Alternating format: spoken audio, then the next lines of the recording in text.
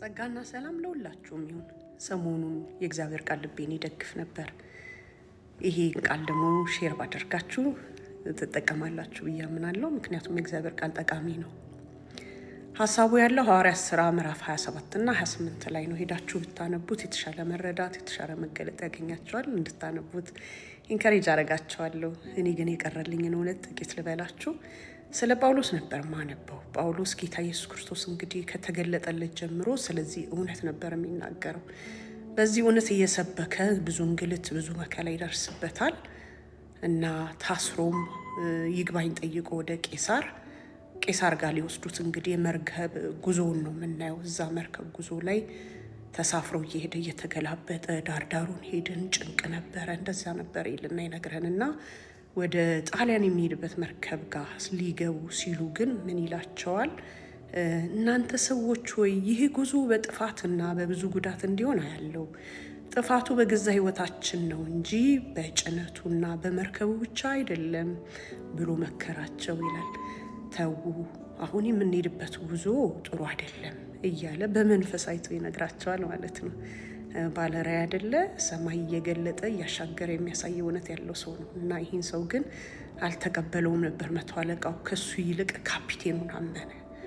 መርከቡን በደንብ የሚነዳው ሰው ያላስጠነቀቀን ይህ ማን ነው ይመስላል። እና በዛ ጉዞ እንግዲህ እሱን ሳይሰሙ ይገቡና ይሄዳሉ። ጥቂት በቃ ልክ መስሏቸው ይላል። ልክ መስሏቸው ግን ልክ ያልሆነ ጥቂት እንዲሄዱም ግን አውራቂስ የሚባል ነፋስ ይመጣና ያችን መርከብ ያናውጣታል። ብዙ ምጥ ጭንቅ ይጀምራል። መቆጣጠር አቅቷቸው ለቀው መነዳት ጀመርን ይላል። ጭነውት የነበረውን ምግባቸውን፣ እቃቸውን መጣል ጀመሩ። መቆጣጠር አቃታቸው። ጭንቀት መጣ። ሳይበሉና ሳይጠጡ ብዙ መቆየት ጀመረ። በዚህ ሁኔታ ውስጥ እያሉ እንደገና ጳውሎስ እንዲህ አላቸው፣ እናንተ ሰዎች ሆይ ሰምታችሁኝ በሆነ ኖሮ ከጠርሴስ እንዳትነሱ ይህንንም ጥፋትና ጉዳት እንዳታገኙ ይገባችሁ ነበር። አሁን ግን አይዟችሁ ብዬ መክራችኋለሁ። ይህ መርከብ እንጂ ከእናንተ አንድስ እንኳን አይጠፋምና የእርሱ የምሆን ደግሞ የማመልከው የእግዚአብሔር መልአክ በዚህ ሌሊት አጠገቤ ቆሞ ነበርና እርሱም ጳውሎስ ሆይ አትፍራ፣ በቄሳር ፊት ልትቆም ይገባሃል ብሎኛል። ስለዚህ ከእናንተ ማናችንም አንሞትም፣ በቃ የተናገረኝን እንዲያደርግ እንዲያምናለሁ እያለ በዛ ነውጥ ሁሉ በቃ ተስፋ ቆርጦ ሞት በሚመኙት ሰዓት ላይ ተስፋን ይዞ እሱም እኮ አብሮ እየተናወጠ ነው። ተስፋ ግን ይነግራቸዋል፣ አንሞትም፣ ገና በቄሳር ፊት እቆማለሁ፣ እናገራለሁ እያለ ማለት ነው። ከዛ በኋላ ተነሱ ብሉ አለና መስክኖ በላ። ከ14 ቀን ከ15 ቀን ነው ከ14 ቀን በኋላ እነሱ መብላት ጀመሩ ማለት ነው። እንዲበሉ አደረጋቸው። ያ እንግዲህ እየተሰነጠቀ ያላቸውንም ነገር እየጣሉ መርከቧም እየተሰባበረች መጨረሻ ግን በሙሉ መርከብ እየወጡ በስብርባሪዋ ኪዳን ያለው ሰው አላ ባለራዕይ አላ ደረሱ ይላል። እዛ ከደረሱ በኋላ እንግዲህ 28 ላይ ደግሞ ሄዳችሁ ስታዩ ቸርነትን አደረጉላቸው። አረማውያን የሚያስገርም ሙቀት ምናምን እንዲያገኙ ብርድ ስለነበረ እሳት አቀጣጥለው ቴኬር አረጓቸው። ግን ከዛ ሙቀት ውስጥ ደግሞ እባብ ወጥታ ጳውሎስ ነደፈችው።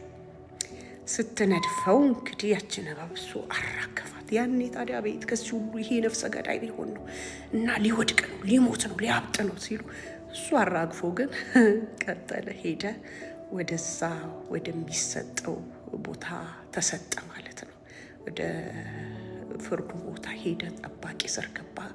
ከዛ ጠራቸውና ታላላቅ ሰዎችን ሁሉ ጠራቸውና እንዲህ አላቸው፣ የአባቶችን ስርዓት የሚቃወም አንዳች ሳላደርግ ነው ከኢየሩሳሌም ለሮማውያን እጅ አሳልፈው የሰጡኝ።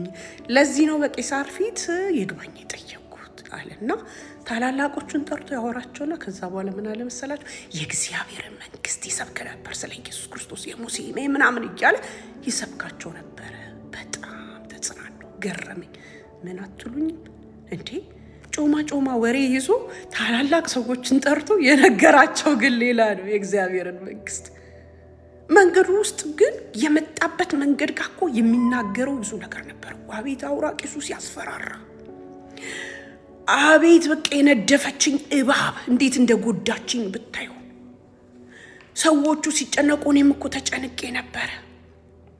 የሚጠቅመንን ዕቃ ጣልን፣ እንቅልፍ እኮ የለም ነበር ምናምን ብሎ መንገድ ላይ ያጋጠመውን ተናዳፊ ነገሮች፣ ነፍስ ውጭ ነፍስ ግቢ ያሉ ጭንቆችን ታላላቆችን ጠርቶ አልተናገረም። ታላላቆችን ጠርቶ የተናገረው የታሰርኩበት ሪዝን ይሄ የእግዚአብሔር መንግስት ነው። ይልቁን ስለ እባብ አይደለም ምነግራችሁ፣ ስላጋጠመኝ ረሃብ አይደለም፣ ስለ ጣልኩት ነገር አይደለም፣ ሞትና ትንሣኤውን ልነግራችሁ ነው። ክብር ለእግዚአብሔር ይሁን። በቃ እኔ አጽናናኝ ጌታ ኢየሱስ ያልኩኝ። አይገርማችሁም? በህይወት ጉዞ ውስጥ ነው ያለ ነው። የሆነ እየሄድን ነው። በህይወት ጉዞአችን ውስጥ የሚያጋጥመን ተናዳፊ እባቦች አሉ። የሚሰበር መርከብ አለ፣ አውሎ ንፋስ አለ፣ እንቅልፍ የሚያሳጣ አለ፣ ምግብ ማያስበላ አለ። የህይወት ጉዞና መንገዳችን ላይ ግን የሆነ የምንደርስበት ራዕይ ያለን፣ የሆነ ሲያደርሰን ደረስን የምንለው ቦታ የሚነገርለት የእግዚአብሔር መንግስት ነው እንጂ ስለነደፈን እባብ አይደለም፣ ስላየነው መከራ አይደለም፣ ስላለንበትም አይደለም። ሞትና ትንሣኤው ነው ከተነገረለት ታላላቆችን ጠርቶ የነገራቸው የእግዚአብሔርን መንግስት ጉዳይ ነው። በአንድም በሌላም የምትሰሙኝ ካላችሁ እናንተ ታላላቆች፣ እናንተ የከበራችሁ ሰዎች የሚመጥናችሁን ወሬ ልንገራችሁ። ኢየሱስ ክርስቶስ ሞቶላችኋል። ኢየሱስ ከሙታን ተነስቷል። ኢየሱስ ደግሞ በክብር ይመጣል፣ ነቶ ይወስደናል። መከራችንን ወሰደልን እሱ ነው። በምንም አይነት ሁኔታና ነገር ውስጥ ብንሆን የምናወራው የነደፈንን እባብ አይደለም።